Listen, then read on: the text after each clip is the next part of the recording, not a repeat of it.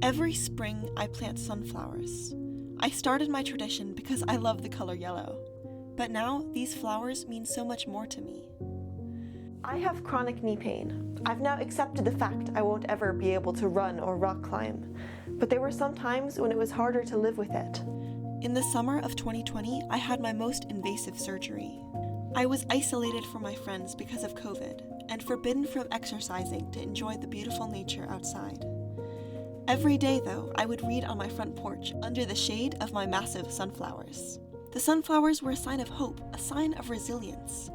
I was determined to get past my pain and be as strong as my sunflowers. Jadzia Stern, at 13 years old, found hope in a sunflower beyond the fence of Auschwitz. The year before, a Nazi discovered the attic that Jadzia and her Jewish family were hiding in. Although there were 7 people there, her father told the Nazi that there were only 6. And my mother turns to me, puts a thing on her lips, and she said, "Jadzia, darling, I will have to leave you. You will have to crawl into the trunk." I said, "Mother, I'm not staying here by myself."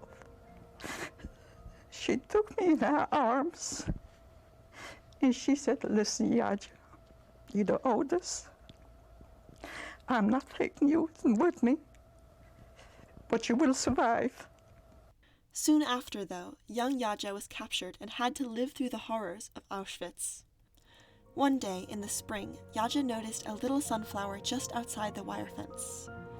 And I almost got it by the root when this Nazi started shouting at me. Started shooting from all directions. I got a hold of the flower and started running. Can you imagine what would have hurt him if I would just leisurely got to the fence and got my flower? What did he think I'm going to do with the flower?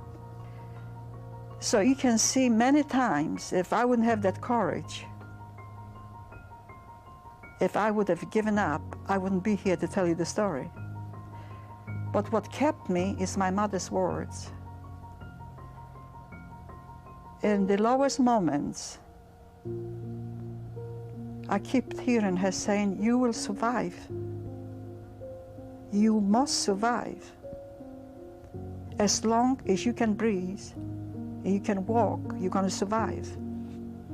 Jadzia survived and arrived in America after liberation. Her experiences in the Holocaust have deepened her empathy towards anyone who's suffering. And in her life afterwards, she spoke up for minorities and believed in justice and brotherhood for all people. Sunflowers are special because they always turn their faces towards the sun. Jadzia did that, and she inspires me to do the same.